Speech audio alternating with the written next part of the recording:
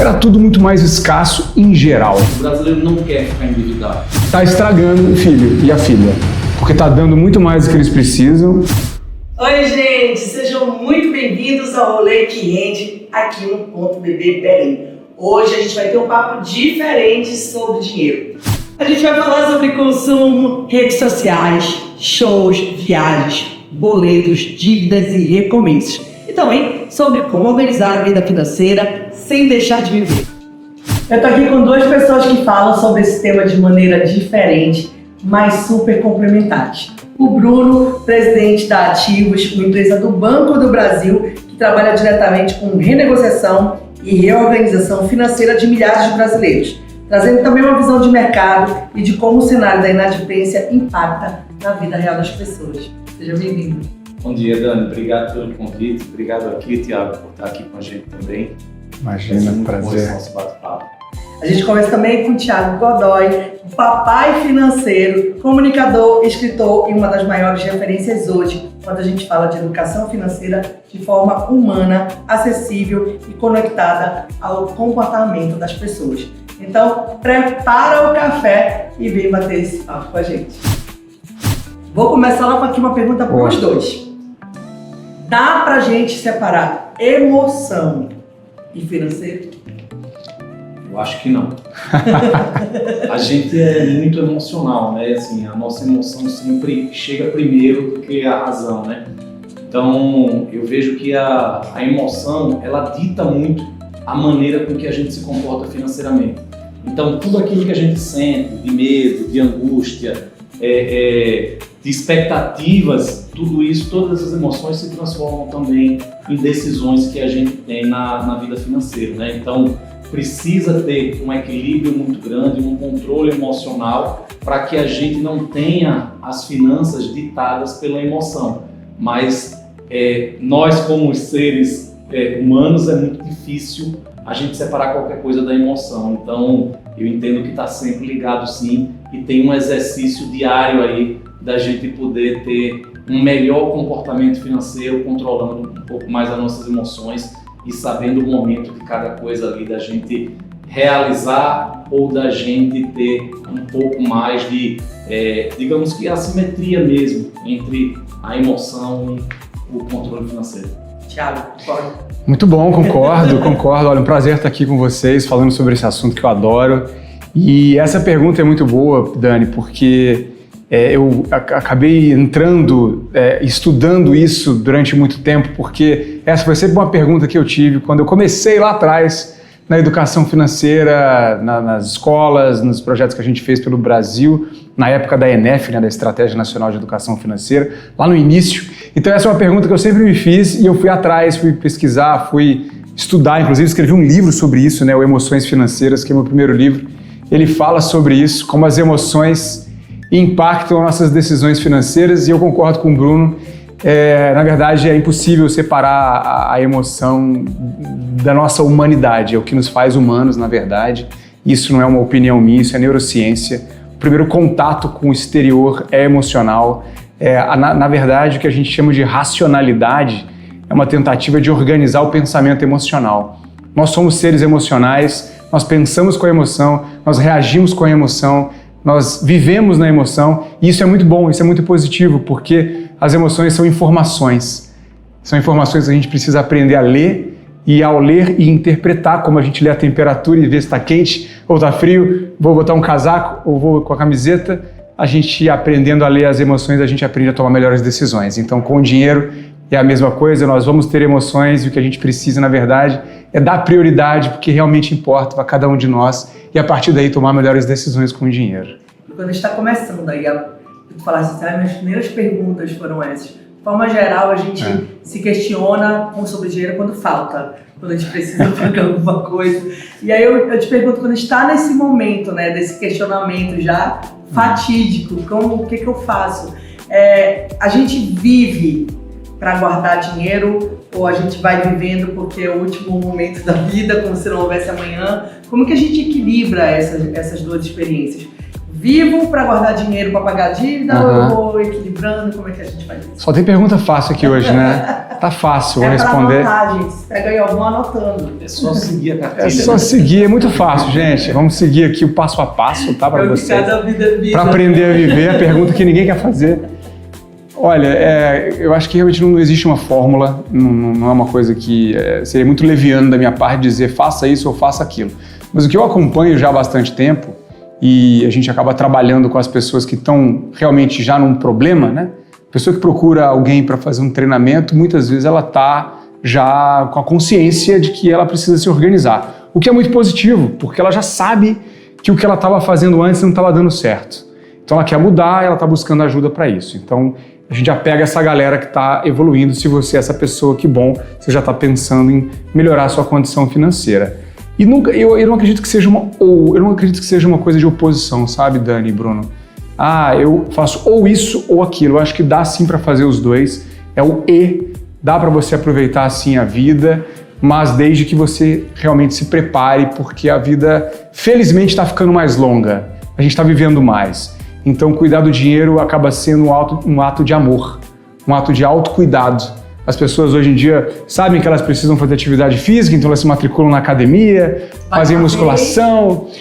Mas vai. Mas sabe o que tem que fazer, né?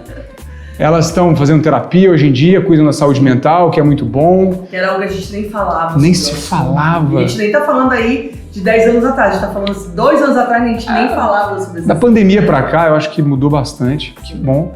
E agora a saúde financeira, ela entra dentro desse pilar de saúde integral. Se você não cuida da saúde financeira, não adianta você fazer meditação, fazer academia, tá no shape, mas tá tudo endividado, tá tudo enrolado na vida financeira. Não adianta, você não vai dormir direito, não vai ficar bem, né? Você vai trabalhar, seu corpo tá trabalhando, mas sua alma tá lá, ó. Tá lá com problema problema de incêndio que você tem que apagar. Então eu acho que é um ato de autocuidado, de amor, para você e para sua família, cuidar do dinheiro e planejar o mínimo que seja para você ter um equilíbrio e passar por imprevistos que vão acontecer, né? Passar por imprevistos de uma maneira mais suave.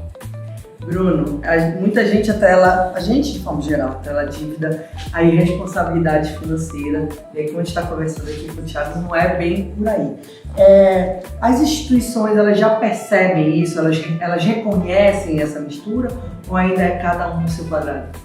Eu acho que a gente falou bastante aqui sobre emoção e como é que as coisas ditam, né? E o Thiago trouxe muito aqui essa questão do equilíbrio entre vou viver tudo agora ou vou passar a vida guardando dinheiro, mas essa pergunta que você fez, ela vai para a caixinha dos mitos, tá? Não é irresponsabilidade. O que a gente vê é que a grande maioria das pessoas, e aí eu estou falando de um percentual acima de 95% das pessoas que hoje se encontram inadimplentes, não é com dívida, é diferente você ter dívida e você estar inadimplente. Então, as pessoas não querem ficar inadimplentes. As pessoas buscam fazer compromissos para uma necessidade de consumo ou para uma necessidade momentânea, alguma necessidade de saúde muitas vezes, mas eles fazem aquele compromisso pensando em honrar. Em algum momento eles podem ter algum outro tipo de imprevisto que faz com que eles tenham que tomar decisões. Aonde é que eu vou direcionar aquele recurso que eu tenho disponível, o que é que eu vou fazer nesse momento. Então não é irresponsabilidade. Acontecem imprevistos. A gente vive num país que tem uma diferença de renda muito grande, né? Estamos passando por um momento de taxa de juros muito alta, então a gente tem uma diminuição da liquidez dos recursos circulando. Então as pessoas estão no limite do orçamento, né? E aí qualquer imprevisto que acontece pode resultar em uma possível inadimplência, mas isso não quer dizer que é irresponsabilidade. O brasileiro, ele quer ter um nome limpo, ele quer pagar, ele quer poder estar com a sua vida financeira em dia e poder estar no mercado de trabalho, né? A gente escuta muito, né? Nós temos uma operação varejista muito grande, então a gente escuta muito as pessoas no dia a dia. E tem um caso interessante de uma ação que a gente fez em março com um ponto físico. E a gente colocou uma coisa simples lá no nosso stand, a gente colocou um carrinho de pipoca. E aí era um ambiente de renegociação, muita gente, muita fila, não necessariamente para ser atendido por nós, mas pelos demais parceiros que tinham, e as pessoas iam lá, né, para poder pegar um saquinho de pipoca. E aí teve um momento que a pessoa que estava distribuindo, ela precisou ir ao banheiro, e aí ficou sem distribuir pipoca. E aí chegou um rapaz lá e disse, ela volta? Aí ele disse, não, volta sim. Ele disse, não, é porque eu saí de casa bem cedo para poder tentar pagar uma dívida que eu tenho, mas eu não tinha dinheiro para comer. Então, assim, ele saiu de casa de madrugada, ele não tinha condições de fazer uma refeição, mas ele estava lá para tentar limpar o nome dele e fazer o pagamento da dívida. Então, assim, o brasileiro não quer ficar endividado. Ele tem, sim, dificuldades em algum momento. Tu percebes se a mudança no perfil de comportamento entre a turma mais velha e a turma mais nova? Porque quando a gente fala de ter o nome limpo, me lembra muito minha avó, meu pai, minha mãe que falavam assim, a única coisa que você tem é seu nome, né? Então é a única coisa que você tem que manter sua palavra e seu nome. E o nome passava muito por essa história de ter um nome limpo na praça, ter crédito na praça. Essa turma mais nova, o banco tem atraído gente mais nova, né? Aberturas de conta cada vez com pessoas mais novas. Tu percebes que esse comportamento se repete nessa juventude? Ou é uma transição também aí?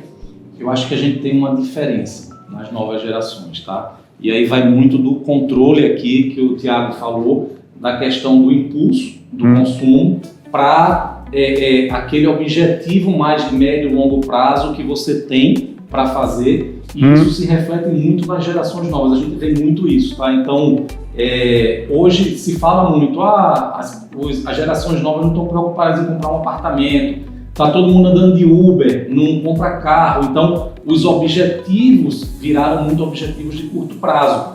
E a gente entende o porquê. Eu tenho 2 filhas, uma que vai fazer 13 anos e uma que tem 9.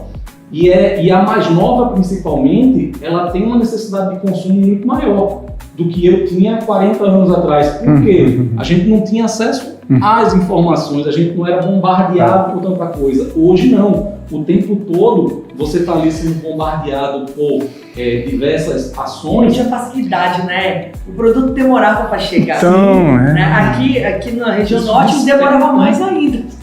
A gente não consumia antigamente porque a gente não tinha necessidade do consumo. Agora despertou-se essa necessidade. Então, muitas vezes, esses objetivos de mais médio e longo prazo, a geração mais nova não tem paciência, digamos assim, para poder chegar até ele. Então, desvia para o caminho emocional de se satisfazer no imediato. Olha, eu vou complementar aqui porque eu estou trabalhando com famílias já há bastante tempo e o que eu tenho visto nos últimos anos tem sido assim, assustador.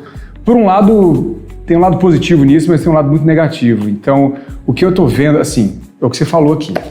Quando a gente era criança, a gente tinha lá um brinquedo que a gente ganhava no Natal. E tava, olha lá, tava feliz, nós ganhamos o brinquedo de Natal. Máximo no aniversário também. No aniversário, o brinquedo, aí dividia com o irmão o presente de Natal. E aí, às vezes, putz, você vai ganhar um videogame, era uma coisa que acontecia uma vez na década, né? Era um acontecimento. Era pra família e os vizinhos. E tava tudo ótimo, e nossos pais estavam ali, putz, fazendo o que eles podiam para poder nos proporcionar isso. Eles, quando eram crianças, né, os nossos avós, quando foram criar os nossos pais, tinha muito menos. Não tinha um presente, tinha um tênis, trocava, né, estragava um tênis e aí trocava por outro, pegava o tênis usado do irmão. Era tudo muito mais escasso em geral, a gente tinha muito menos acesso. Você tinha que assistir um desenho, você tinha que esperar a semana inteira para o desenho aparecer. Então eu vejo hoje essa sociedade atual em famílias de todas as faixas de renda, tá? É claro que quanto mais renda, mais vai ter o consumismo, mas é uma coisa não apenas da renda média ou média alta. É uma coisa que é cultural hoje. Eu vejo pais e mães que estão ali preocupadíssimos porque se sentem insuficientes na hora de criar os filhos. Mas eu não estou fazendo o meu melhor porque eu estou trabalhando demais, eu não estou em casa. E os pais da minha geração, né, da nossa geração, se culpam porque não estão conseguindo fazer e os meninos estão pedindo brinquedo toda hora e estão ganhando brinquedo. E o pai e a mãe, nessa vontade de, né, proporcionar uma infância que não teve, está estragando o filho e a filha. Porque está dando muito mais do que eles precisam, está se matando para dar coisa que eles não deveriam, estão gastando dinheiro que eles não deveriam. parcelando coisa, parcelando... Eu vejo pai e mãe, gente, parcelando festa de aniversário. O cara tá pagando R$500 na parcela, R$1.000 na parcela de uma festa de aniversário, ele não tem R$1.000 no banco, num CDB, num Tesouro Selic, ele não tem um dinheiro investido, mas ele tá ali fazendo o esforço para poder pagar uma festa. E eu me pergunto, só para fechar, eu me pergunto o seguinte, essa festa é pro filho, pra filha, ou é pra criança ferida dele, criança que não teve as coisas? Eu sempre digo que é pro pai e pra mãe. Eu sempre digo. Tipo isso, né? Aniversário de 1 ano de criança é pro pai, pra mãe e pros amigos festejarem, curtir. Né? E tudo bem, eu acho que tudo bem, mas... E meus amigos, né, assim, festa de casamento. Hoje, essa festa de casamento é um evento que, assim, você gasta, você tem todo o preço. Um apartamento. Né? E aí é essa pergunta que eu sempre faço. Pô, mas você está gastando tanto, mas você tem apartamento próprio? Não, não tenho. E está fazendo uma grande festa parte desse tamanho? E começa, então, a né? necessidade ali de satisfação, a emoção daquela festa ultrapassou a racionalidade financeira, né? Não posso sentar com o Bruno jamais, porque se ele perguntar se tem apartamento próprio, você viaja. Eu viajo, não tenho apartamento próprio. Não, mas e viagem é um investimento. Viagem é um investimento, essa daí a gente pula. Aí eu queria, assim, dentro que a gente conversa, o consumo deveria ser por necessidade, né? Eu preciso, eu compro. Eu preciso, eu vou atrás. Mas também a gente entende que existe um consumo por felicidade, né? Isso me deixa feliz, eu tenho que comer esse docinho porque eu vou ficar, né, satisfeito, eu vou ficar mais alegre, eu preciso de amor, eu como docinho, um sorvetinho, ou compro um carro novo, cada um dentro do seu amor. E a gente também tem uma estrutura que hoje é inegável, que são as redes sociais. O Instagram, ele é o mundo perfeito, né? Eu falo, ninguém posta derrota no Instagram, raramente alguém posta derrota. Então é sempre muito sucesso. A gente da vida adulta compartilha esse sucesso. E eu imagino que também a juventude, né, caminha na mesma direção, porque a gente vai abrindo o caminho e eles vão junto com a gente. Exato. Dá para diferenciar aí o que é consumo para status da rede social, por pressão social, consumo por felicidade. Tem uma diferença disso ou tá todo mundo no mesmo caldeirão? Boa pergunta, só tem pergunta difícil aqui hoje. Nós somos um ser social. Isso é uma condição que a gente nunca vai conseguir se desvincular disso. O ser humano é um ser social, inclusive ele chegou até onde ele chegou por conta disso. Todos os estudos de antropologia mostram que nosso grande diferencial é poder saber colaborar em equipe. Isso é muito importante. Porém, por um outro lado, como sempre tudo na vida tem um outro lado, isso nos faz ser esse ser que precisa de validação. É muito complexo eu dizer o que é um consumo de validação, o que é um consumo... O que é a sua satisfação, ela tá imbuída também a necessidade de aceitação. Se você pudesse fazer alguma coisa que ninguém ficasse sabendo, será que você faria essa mesma coisa que você está fazendo? O que você faria por você se fosse algo completamente anônimo? Então, é uma coisa que se retroalimenta, mas de forma bem prática, o que eu provoco as pessoas a fazerem no nosso trabalho hoje é dar para a pessoa uma condição dela ter o autoconhecimento necessário para ela tomar as melhores decisões para ela. Porque decisão todo mundo vai tomar. A gente toma 35 mil decisões por dia. 35 mil decisões por dia. Dar um gole nessa água aqui é uma decisão. Se a gente toma 35 mil decisões por dia e a maioria são automáticas, eu não posso depender de motivação para melhorar a minha vida. Porque motivação é um negócio variável. Tem dia que eu tô mais, tem dia que eu tô menos, que eu tô triste, que eu tô mais feliz, que eu tô com vontade de comer um chocolate, tem dia que eu tô com vontade de tomar refrigerante. Cada pessoa vai ter o seu ciclo e a sua variação. A gente não pode depender de motivação, a gente precisa de depender de construção de hábito. E construção de hábito é compromisso. Compromisso racional. Você sabe o que você tem que fazer. Que horas eu vou acordar, que horas eu vou dormir, o que eu vou fazer para me alimentar, o que eu não vou admitir, quais são os meus combinados, o que eu não vou admitir dentro do meu processo, por exemplo, de financeiro. Não vou admitir dívida. Lá atrás eu me endividei, fiquei 1 ano pagando uma dívida de cartão de crédito, prometi para mim mesmo que nunca mais isso ia acontecer e nunca mais isso aconteceu. Hoje a gente tem combinados na minha casa, e é o que eu falo com meus alunos, é que você tem que ter em casa combinados. Qual que é o seu combinado? Todo mês a gente vai poupar R$500. Entrou o dinheiro, antes de pagar as contas, a gente separa R$500 e vai investir. Isso é um combinado. Isso é uma condição sem abrir mão. A gente precisa fazer isso para que a gente construa os nossos objetivos. Fazer esses combinados, que é o dever de casa, ajuda a gente a construir saúde financeira, que é o que a gente vê na prática hoje. Então, depender de motivação, depender de ficar nessa... variar muito esse processo e te dá menos a consistência que você precisa, e o que faz construção de hábito e de saúde financeira é a consistência. É repetição, pequenos hábitos repetidos todos os dias durante muito tempo. Acho que a gente tem aqui um clássico dilema do que é sonho e do que é objetivo, né? Eu particularmente tenho um sono muito pesado, eu nunca lembro o que é que eu sonho. Então sonho é uma coisa muito intangível, você não consegue apalpar, mensurar, pegar nele. Já o objetivo não, você tem ali algo que você vê ali à frente, que você busca fazer.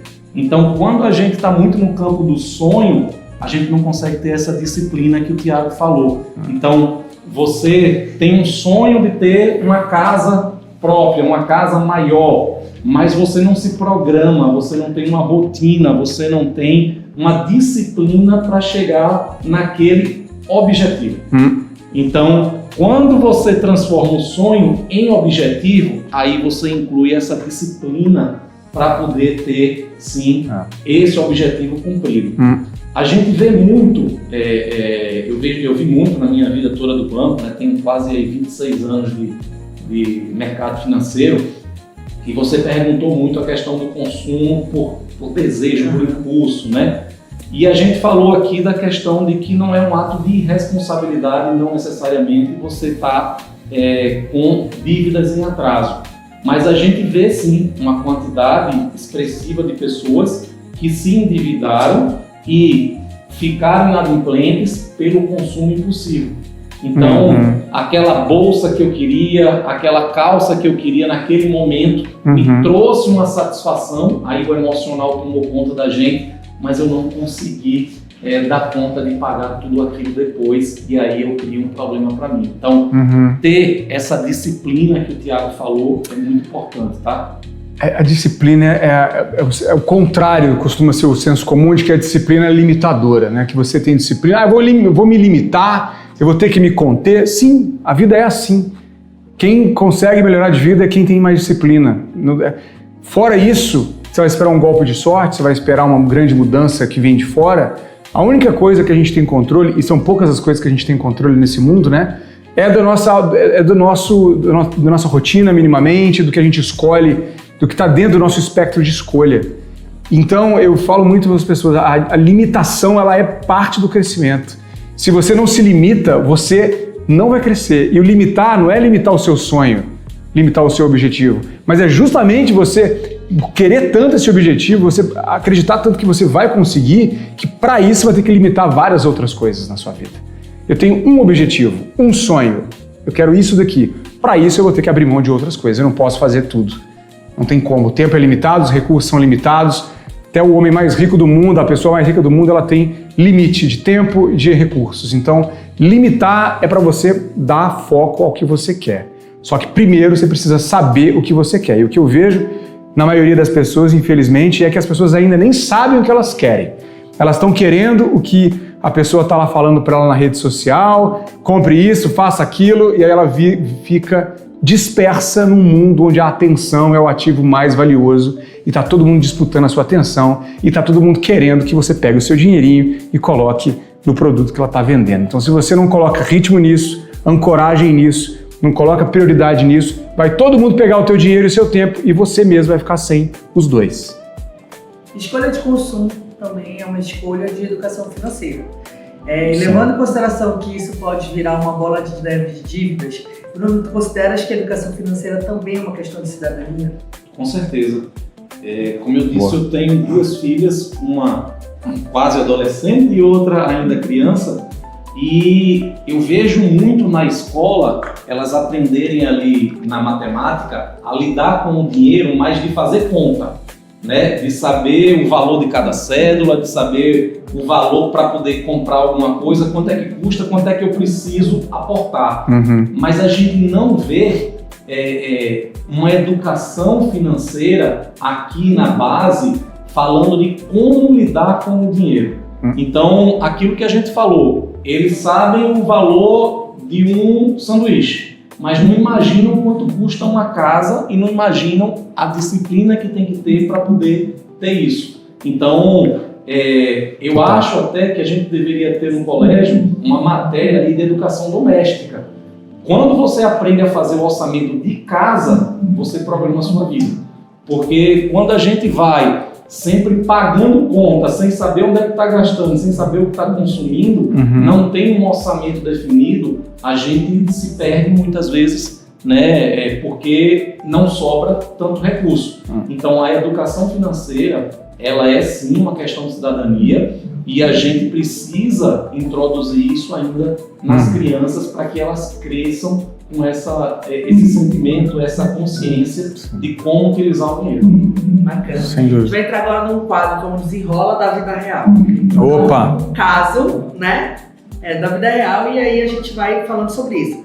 O caso 1 é uma pessoa que parcelou remédios para cuidar da família. Aí eu vou começar aqui com o Thiago, como evitar a culpa quando a dívida surge a partir da sobrevivência.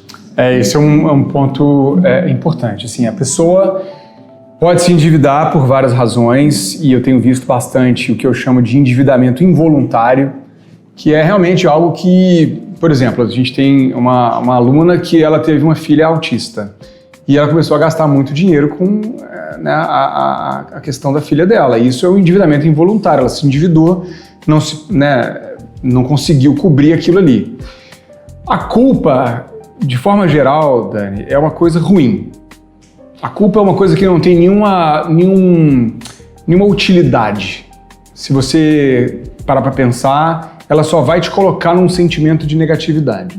É o que a gente não pode deixar, porque é uma coisa que a gente se deixa, alimentar. É uma coisa cultural, é uma coisa que vem ancestral, de pai para filho, até religiosa, essa coisa da culpa. E ela é utilizada historicamente para justamente controlar as pessoas. Você usar da culpa para que a pessoa seja refém do que você está falando. Então você não pode nutrir a culpa. Porque se você parar para pensar, ela não vai te dar nenhuma ferramenta prática para a tua vida. O que você precisa fazer, sim, é se organizar. A organização muda a tua vida. Então você se endividou por uma coisa que era uma necessidade. Isso não é a tua culpa, mas também é da tua responsabilidade mudar para que na próxima vez isso não aconteça. Porque se a gente começar a apontar o dedo, a culpa é de quem, ninguém evolui, ninguém vai para lugar nenhum e vira um mundo de vítima, todo mundo é vítima e todo mundo é menor nessa cadeia de transformação. O que eu quero dizer com isso? Se você entende que você chegou onde você chegou por uma série de fatores, muitos das quais você não escolheu estar ali, foram coisas que foram acontecendo, inclusive com as gerações anteriores, mas você sim é uma pessoa capaz de olhar para a sua realidade e se organizar para você melhorar essa realidade, se você tiver essa consciência, você já vai começar a mudar. Porque essa consciência já te dá as ferramentas necessárias para praticar a autorresponsabilidade. O que é autorresponsabilidade? Olha, eu preciso fazer. Eu tenho que acordar, tenho que fazer, tenho que me organizar. Se não está funcionando, que eu tenho que ver o que está acontecendo aqui para melhorar. Esse é um processo contínuo, diário. E vai ser para tudo. Uma pessoa te falou uma coisa assim, nossa, isso aqui você fez foi errado. Você pode escolher. Você pode escolher se colocar num lugar de vítima, sentar na cadeira da vítima, ou você pode sentar na cadeira do aprendiz. Fiz errado, vou melhorar, como é que eu posso melhorar isso? Como é que eu posso evoluir? Eu acho que isso é uma forma de pensar a vida e de tomar decisões. Então, não se culpe, se organize para que você não sofra a mesma coisa novamente. Acho que isso é uma regra da vida, né? Bruno, tu falaste ainda há pouco um caso real aí da história da pipoca. Tem histórias assim que vocês veem nas negociações de ativos? Tem. Eu acho que é importante uma coisa que o Thiago falou aqui, que assim, a gente tem que diferenciar. Não ter culpa não significa não ter responsabilidade, né? Então, eu acho que muito mais essa questão da culpa é o que o Thiago falou. Se eu fico querendo culpar sempre algo ou alguém, eu não consigo achar uma solução e eu não consigo dar andamento para a solução daquilo dali. Mas a gente precisa entender, como a gente já falou aqui, que existem momentos de vida. E a gente na Ativos, a gente busca muito entender qual é o momento de vida de cada cliente para saber qual é o melhor tipo de ajuda que a gente pode dar, de suporte para que ele resgate realmente a vida financeira dele, né? E a gente teve um caso agora recente também, a gente até transformou numa história lá dentro da empresa, né? Para poder mostrar para os funcionários onde é que a gente atua e o que é que a gente tenta proporcionar para os nossos clientes, que era da Dona Vânia. Né? A Dona Vânia, ela teve um problema como milhões de outros brasileiros durante a pandemia. A mãe adoeceu. E aí, o que é que você faz quando você vê um ente querido doente precisando de assistência? Você prontamente tenta suprir aquela assistência. Muitas vezes você não está em condições, mas você dá um jeito de tentar suprir. E foi o que a Dona Vânia fez. Ela se endividou para comprar remédio para a mãe, né, durante a pandemia.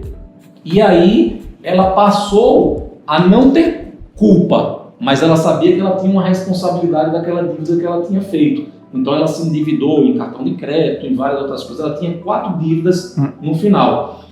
E depois do acontecido, ela continuou trabalhando, ela é diarista, né, em São Paulo, e ela continuou juntando dinheiro. E a pouquinho ela ia juntando e foi pagando dívida por dívida. Até que agora, recentemente, ela pagou a última dívida. E assim, o depoimento dela poder falar que, eu tive esse problema assim, mas eu fui juntando aos pouquinhos, paguei 1, paguei 2, paguei 3, e hoje eu paguei tudo e estou de volta aí com o meu nome limpo, com a minha cidadania financeira resgatada. Então, é esse sentimento que a gente tem. Você disse, a única coisa que a gente tem é o nome. Então, a gente honra, assim.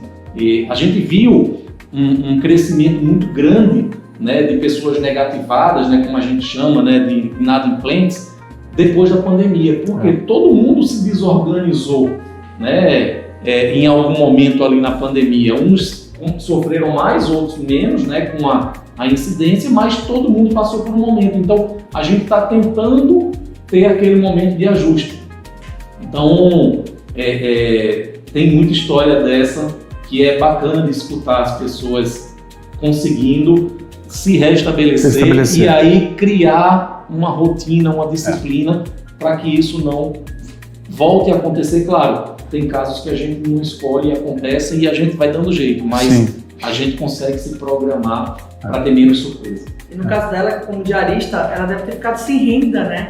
Porque ninguém podia ir na casa de ninguém, então acho que foi um perfil de profissional que sofreu muito aí com a pandemia, porque não podia estar na casa de pessoas, não tinha renda, e que legal que ela conseguiu, né, concluir. Eu acho que é uma inspiração pra gente mesmo, que passou pela pandemia e em situações melhores, porque a gente não estava igual na pandemia, né? Estava cada um num patamar. E como jornalista conseguiu trabalhar de casa, ela provavelmente ficou sem renda esse período inteiro, e a gente precisa também entender esse processo de cada pessoa, cada situação faz diferença, né? Mas que legal que ela conseguiu, e eu espero que todo mundo aqui siga aí esse exemplo, se organize, tenha disciplina, procure ativos também, que eu acho que é uma outra coisa que é importante a gente entender, quando tem dívida, como que a gente procura, quem pode ser o nosso parceiro nessa hora para segurar um pouquinho, para negociar juros, né? Então acho que ativos aí é um parceiro legal nessa direção. Sabe que essa é uma das principais barreiras para as pessoas solucionarem a questão financeira. É o receio de procurar o credor, com vergonha muitas vezes, porque está devendo, não queria, mas todos os credores, a gente tem isso muito forte de querer ajudar, né, as pessoas e criar uma solução que se encaixe, mas os credores têm. Então, assim, procurem os credores, tentem achar uma solução, discutam uma forma que encaixe na sua possibilidade, mas não tenham culpa por estar inadimplente, não tenho vergonha. Buscar solucionar. Acontece, são momentos da vida e cada ciclo a gente vai buscando aquilo que pode.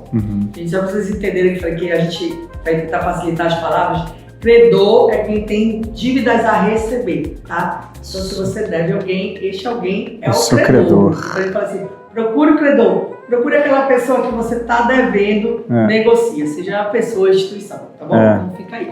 Vamos pro próximo caso aqui, a gente tem uma pessoa que queria muito ir a um show internacional, porque talvez fosse a única chance da vida dela de assistir esse show pessoalmente. E aí, Thiago, como realizar um sonho de ver a tua banda de perto, mas sem virar uma bola de neve um problema financeiro? Sem se endividar? Sem se endividar. Você tocou uma coisa muito importante, eu queria fazer um complemento, porque esse livro aqui eu escrevi depois que eu fiz uma dissertação de mestrado, onde eu estudei 400 famílias endividadas, Bruno. E o endividado, a primeira barreira para ele vencer é a vergonha. Porque ele não quer falar da dívida, não fala em casa muitas vezes, a família não sabe o tamanho da dívida.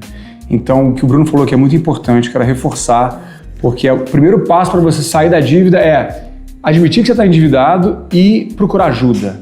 Procurar ajuda não é um demérito, não é para você se sentir vergonha, para se sentir menor, pelo contrário, é para você se sentir com a força da solução. E buscar ajuda é o primeiro passo para que depois você realmente enfrente isso. E aí quando você saia da dívida, que você não entre mais, que você tenha realmente uma certa aversão a ficar se endividando, a não ser que você pegue um financiamento para um imóvel, né, para você pegar um financiamento para sua empresa, e aí são outras finalidades, tá?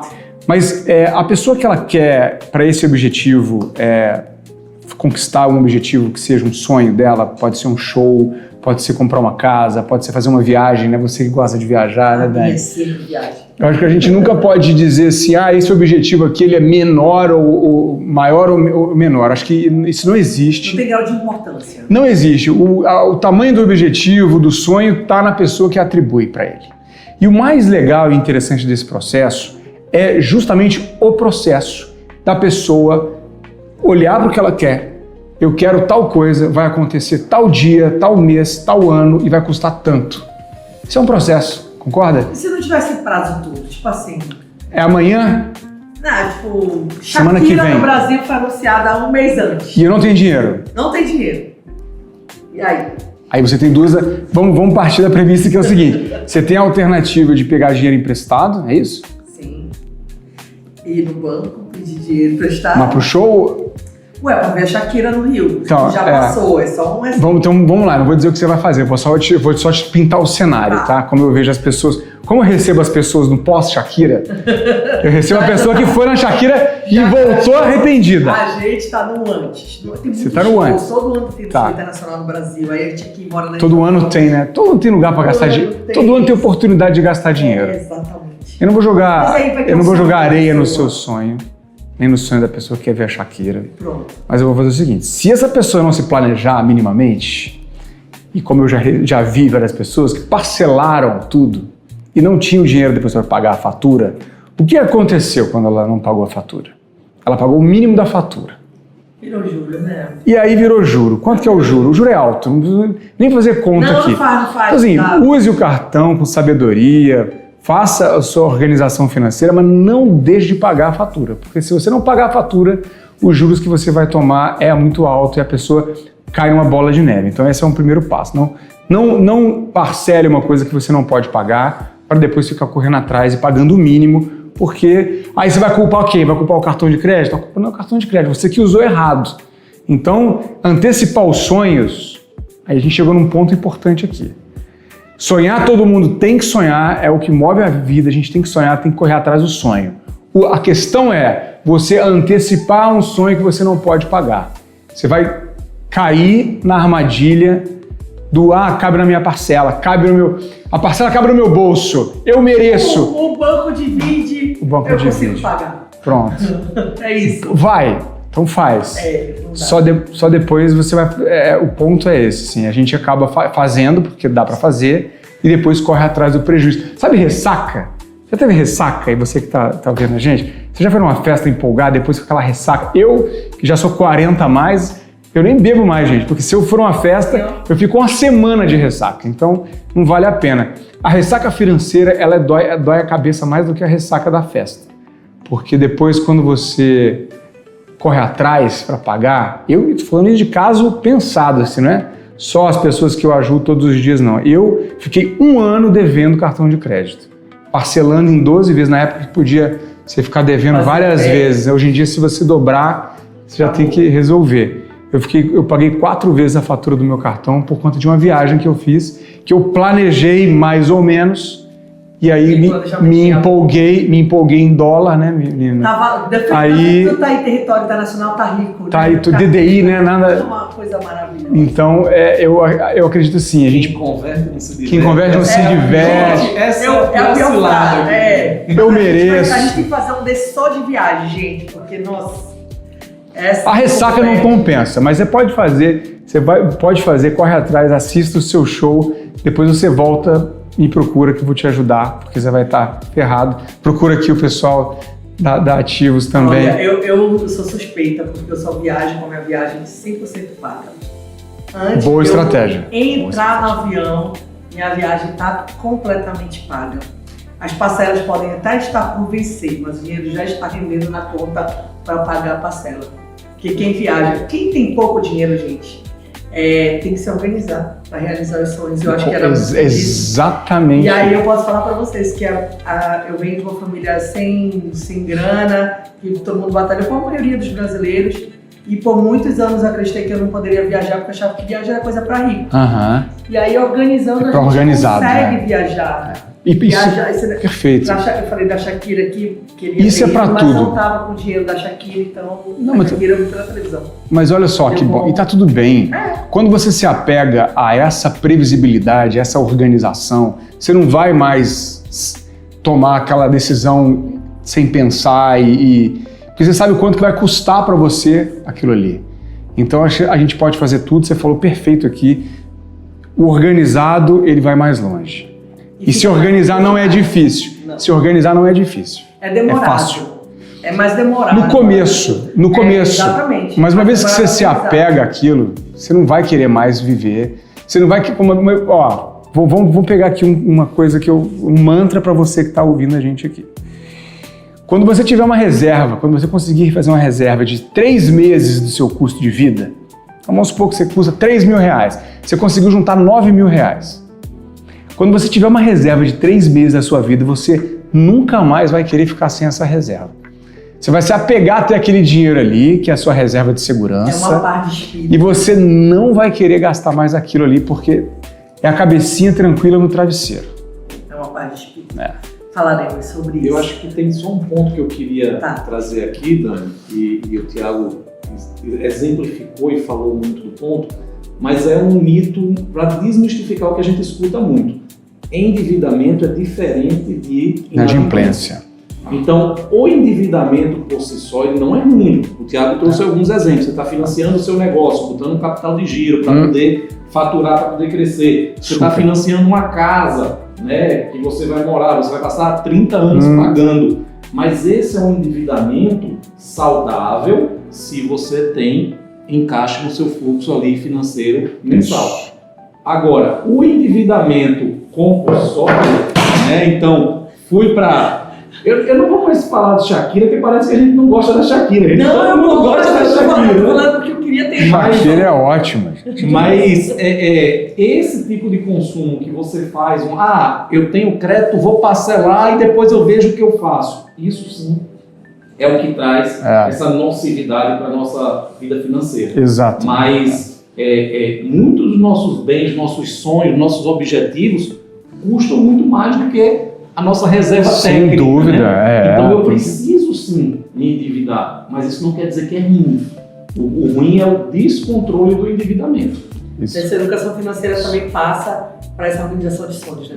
Sim, perfeito. Agora a gente está chegando no final do nosso podcast, eu aqui querendo pegar todas as dicas para eu viajar mais, mas eu queria finalizar com vocês que a gente fizesse eu não sei se dá para fazer um ranking, mas vamos tentar de 5 dicas da Ativos, né, do teu trabalho, seja de educação financeira, seja de renegociação de dívidas, para que as pessoas possam estar mais tranquilos na área financeira e realizações aí, como ir rapidamente para o Rio de Janeiro para assistir um show internacional. Ó, eu vou falar uma coisa só, tá? Eu aprendi no meu tempo todo de atendimento a cliente e vi muitas vezes, trabalhei com alta renda, trabalhei com mais baixa renda, e o que eu sempre vi é que as pessoas que têm mais reserva ou que têm mais recursos não necessariamente são as que ganham mais, mas as que poupam mais. Claro que a gente não pode entrar naquele dilema que eu não posso fazer nada, eu não vou viver, eu preciso sempre poupar. Então, eu acho que tem que ter muito equilíbrio, né? Esse é o ponto, você tem que dosar. Não pode sair naquela de que, eu trabalho muito, eu mereço, e vai lá e compra, né? Então, assim, não é só, todo mundo merece. Quem trabalha pouco hoje em dia? Ninguém. Todo mundo, a gente tem uma vida corrida e tá todo mundo sem tempo pro filho, eu quero compensar depois dando alguma coisa material, e não é isso. O equilíbrio não é esse. Então, você trouxe aí um ponto que para mim é um mundo ideal. O que é que você disse aqui, ó, agora há pouco? Quando eu viajo, tudo tá pago. Mesmo que tenha as parcelas para vencer, o dinheiro tá rendendo. Esse é o melhor dos mundos.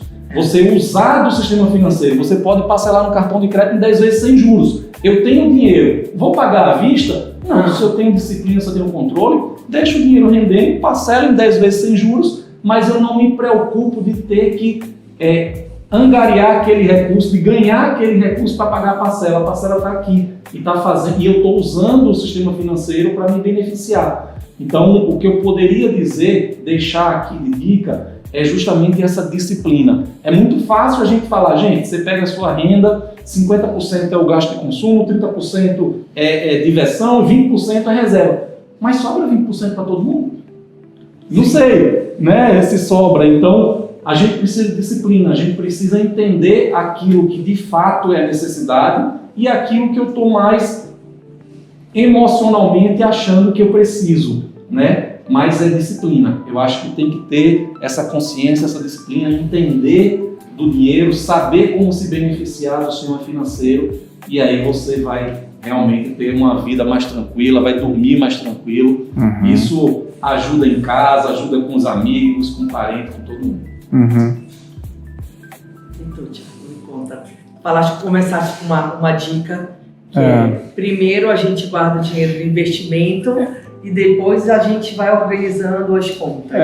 É uma ordem que dá para a gente começar com essa ordem, ou é uma ordem que só depois que a gente se organizou financeiramente a gente consegue ativar? Não, acho que essa é uma filosofia de vida, porque você pode melhorar de vida financeiramente, pode ganhar mais, eu vejo bastante isso acontecendo. A pessoa melhorou de vida e ela piora na gestão financeira dela. Não é porque você ganha mais que você vai ter uma gestão financeira positiva. Pelo contrário, a pessoa começa a ganhar bem, ela se deslumbra e fala, agora eu posso, e ela vai ter um aumento no salário, ela já pensa no que ela vai gastar em cima desse dinheiro, desses 1.000, 2.000, 3.000 reais que ela ganhou a mais. Então a consciência, e isso é um processo de expansão de consciência, tem a ver com você colocar prioridade na sua vida. Colocar prioridade é fazer primeiro o que é mais importante. O que é mais importante? Se você quer ter uma vida financeira saudável, você precisa formar reserva. Formar reserva é uma construção de hábito. Você não vai formar reserva de um dia para o outro, você vai formar reserva durante o tempo. Para formar reserva durante o tempo, você precisa estabelecer um valor que minimamente todo mês você vai colocar em investimento, independentemente do que aconteça. Tem um show da Shakira, tem uma viagem maravilhosa, não importa, eu vou me comprometer porque isso daqui é o mais importante. E se você parar para pensar, você faz o que você considera importante. Se você estiver preocupado com alguma coisa, você vai colocar prioridade naquilo ali. Você precisa colocar clareza na tua cabeça que isso é importante. Faça o dever de casa. A partir desse dever de casa, que é poupar o seu dinheiro, você vai viver. Paga as suas contas e o que sobrar, se sobrar, vai ser o seu lazer. Não sobrou nada. Temos que mexer então nas contas. Tem conta errada aqui.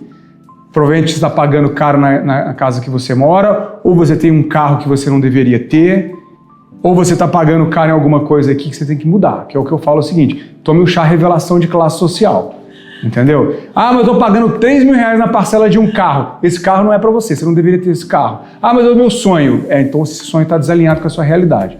Espera para você ter esse sonho, para você poupar. E as pessoas se iludem, porque ela vê o cara falando, mas esse carro aqui é só tanto, essa casa aqui é só tanto, mas a viagem é só tanto. E eu vejo as pessoas que elas não você que gosta de viajar, elas não se contentam mais em viajar de avião. Na minha época a gente viajava de avião, era nossa, chique, né? Vamos viajar de avião. Agora a pessoa quer tirar a selfie na classe executiva, na primeira classe. Sendo que ela não tem dinheiro nem para viajar, ela não deveria nem estar viajando, ela estava querendo tirar foto na classe. Então assim, tenha consciência, pé no chão, não deixe de sonhar, mas não antecipe o sonho e não coloque um sonho que não está dentro do seu padrão aquisitivo ainda, que você está se enganando, está sendo besta para mostrar para os outros que você é alguém que está só se enganando e está pagando juros do dinheiro que você não tem. Então essa é uma regra da vida, né? Siga essa regra e a disciplina vai te libertar. Tá? A disciplina vai te libertar. Só que para ter disciplina não é gostosinho, não é legalzinho, é difícil. Se fosse fácil, estava todo mundo fazendo. Então, se você está endividado, ponto de atenção, endividado inadimplente. Está inadimplente, exclamação máxima na tua vida. Você vai ter que viver no orçamento de guerra até você quitar esse negócio. Não é para você continuar a vida que você está vivendo. Acorda, muda, para, segura, vou ficar 6 meses aqui, sem gastar nada. 6 meses vivendo no mínimo possível para resolver. Tenha raiva dessa inadimplência. Não ache normal, não normalize esse problema. Isso é um problema. Agora, se você achar que é facinho, vai ser mais um que vai estar com problema. Se você souber que é difícil, você vai ter que colocar energia nisso e foco, você tem chance de resolver. Olha, eu vou fazer a minha lista baseada aqui na conversa. Então, primeira coisa, chá revelação da condição social. Isso. Segundo, estudar, gente. Educação financeira é vida. A gente estuda bastante para poder saber como vai desenvolver. Terceiro, disciplina. Tenha disciplina, organiza a sua vida financeira, paga as dívidas, guarda dinheiro e começa a planejar teus sonhos, sejam eles uma roupa nova, um tênis da moda, a viagem para ver a Shakira ou comprar o carro dos teus sonhos. O importante é a gente começar. Nesse rolê que rende, converso com o Bruno, com o Thiago. Muito obrigada a vocês dois. Tem aqui os livros do Thiago para você começar a estudar. Tem esse, tem o Dinheiro em Família. Emoções Financeiras e Dinheiro em Família. Pra gente conversar aqui, começando a estudar. Já começa por aqui que já vai facilitar. Já é de vocês, já. A gente vai disputar aqui no final os livros e convido também vocês a seguirem as redes da Ativos, estudar. Esse podcast é para falar sobre educação financeira, então se você está aqui, você já começou bem. Agradeço a vocês. Bruno, Thiago, a gente se encontra no próximo Rolê que Rende. Vocês já guardando dinheiro, viu? Porque dinheiro também. Isso. Tchau. Valeu, pessoal. Obrigado. Obrigado.